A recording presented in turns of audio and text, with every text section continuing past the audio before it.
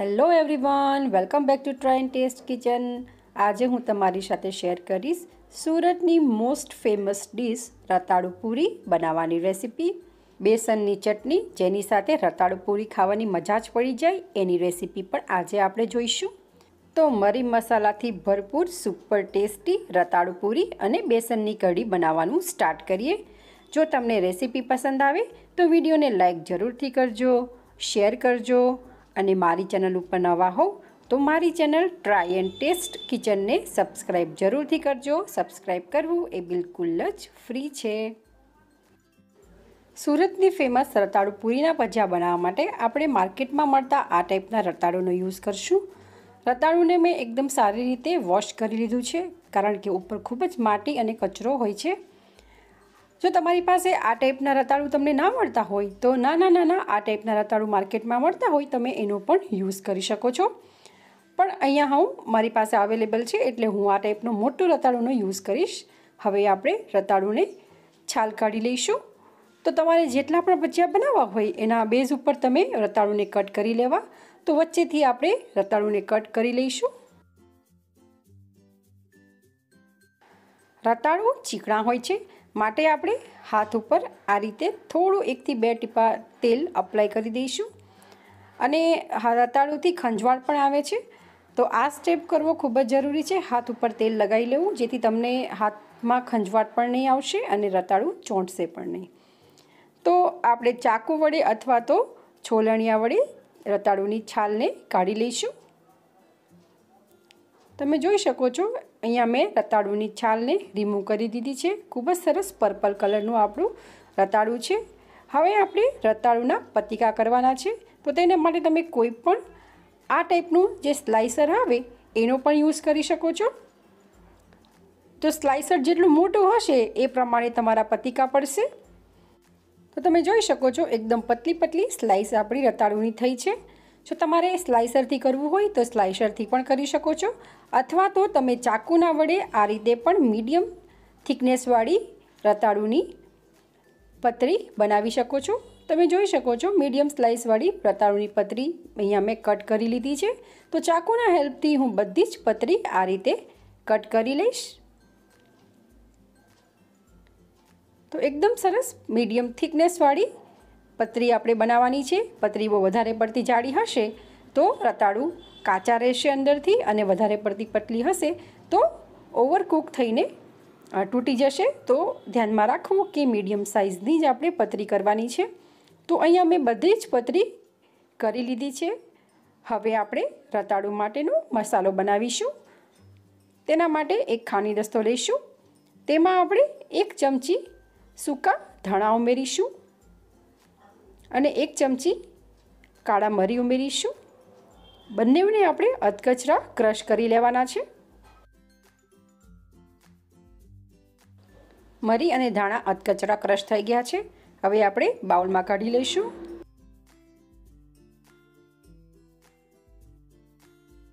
હવે આપણે રતાળુ પૂરી માટેનું બેટર તૈયાર કરીશું.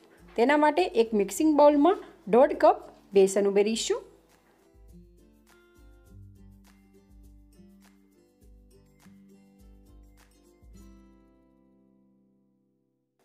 બેસન ઉમેરાઈ જાય ત્યારબાદ આપણે તેમાં મસાલા ઉમેરીશું.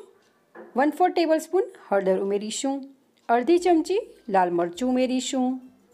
સ્વાદ અનુસાર મીઠું ઉમેરીશું અને બધા જ સૂકા મસાલા બેસન જોડે સારી રીતે મિક્સ કરી લઈશું. મિક્સ થઈ જાય ત્યારબાદ અહીંયા મેં 1 કપ પાણી લીધું છે. થોડું પાણી ઉમેરી સ્મૂથ બેટર તૈયાર કરશું.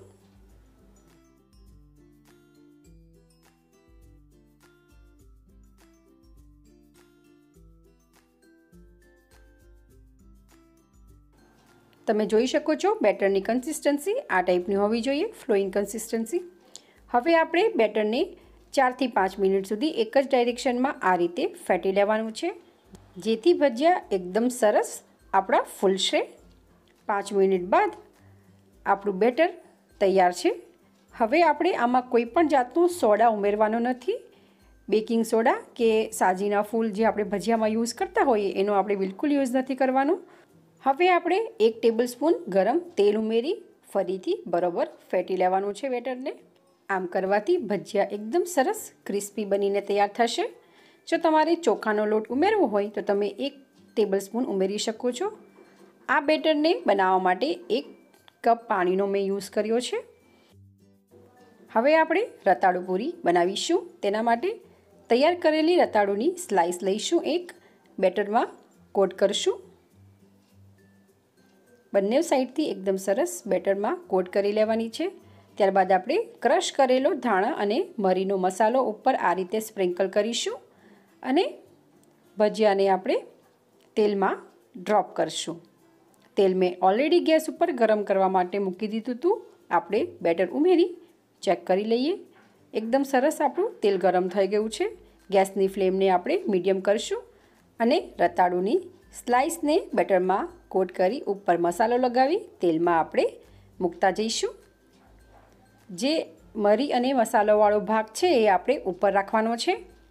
તેલમાં જેટલા પણ પતીકા આવે એટલી આપણે સ્લાઇસ ઉમેરીશું. તો તમે જોઈ શકો છો ધીમે ધીમે આપણા ભજીયા ઉપર આવી ગયા છે અને એકદમ સરસ ફૂલે પણ છે. આપણે બિલકુલ પણ સોડાનો યુઝ નથી કર્યો. 1 મિનિટ બાદ તમે જોઈ શકો છો બધા જ ભજીયા તેલ ઉપર ફ્લોટ કરવા લાગ્યા છે. હવે આપણે ભજીયાની સાઈડને ચેન્જ કરી દઈશું અને બીજી બાજુ પણ ગોલ્ડન ક્રિસ્પી થાય ત્યાં સુધી ફ્રાય કરી લેવાના છે. ગેસની ફ્લેમ મીડિયમ જ રાખશું જેથી રતાળુ પણ આપણા એકદમ સરસ રીતે કૂક થઈ જાય.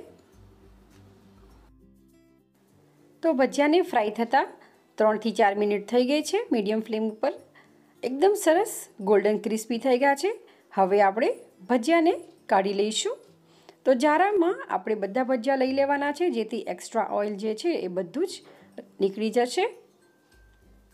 તો ભજીયાને આપણે પ્લેટમાં ટ્રાન્સફર કરી લઈશું અને આવી જ રીતે આપણે બીજા બધા જ ભજીયા બનાવીને તૈયાર કરી લઈશું.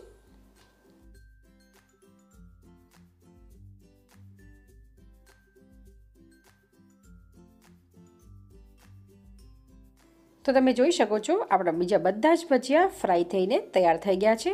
હવે આપણે ભજીયા સાથે ખવાતી બેસનની કઢી બનાવીશું. તો તેના માટે એક બાઉલમાં આપણે 2 ચમચી બેસન ઉમેરીશું. ત્યારબાદ આપણે તેમાં 2 ચમચી મીડિયમ ખાટું દહીં ઉમેરીશું. જો તમારી પાસે દહીં ના હોય તો તમે છાશનો યુઝ પણ કરી શકો છો. તો અહીંયા મેં 250 ml જેટલું પાણી લીધું છે. પાણીને આપણે થોડું થોડું ઉમેરવાનું છે. અત્યારે આપણે 1/4 કપ જેટલું પાણી ઉમેરીશું અને આ ટાઈપની કન્સિસ્ટન્સી તૈયાર કરશું. હું તમને બતાવી દઉં. તમે જોઈ શકો છો આ ટાઈપનું બેસનનો ઘોલ આપણે તૈયાર કરવાનો છે. હવે આપણે ગેસ ઉપર પેનને ગરમ કરવા મૂકશું. પેનમાં આપણે 1 ટેબલસ્પૂન તેલ ઉમેરીશું. તેલને ગરમ થવા દઈશું. તેલ ગરમ થઈ જાય ત્યારબાદ આપણે 1 ટેબલસ્પૂન રાઈ ઉમેરીશું. રાઈને ક્રેકલ થવા દઈશું. ત્યારબાદ આપણે 1 મરચું આ રીતે કટ કર્યું છે સ્લાઇસમાં ઉમેરી દઈશું અને તેલમાં સોતે કરી લઈશું. તમે જેટલું સ્પાઇસી ખાતા હો એના બેઝ ઉપર તમે મરચું વધુ ઓછું કરી શકો છો. હવે આપણે તૈયાર કરેલું બેસનનો ગોળ ઉમેરીશું.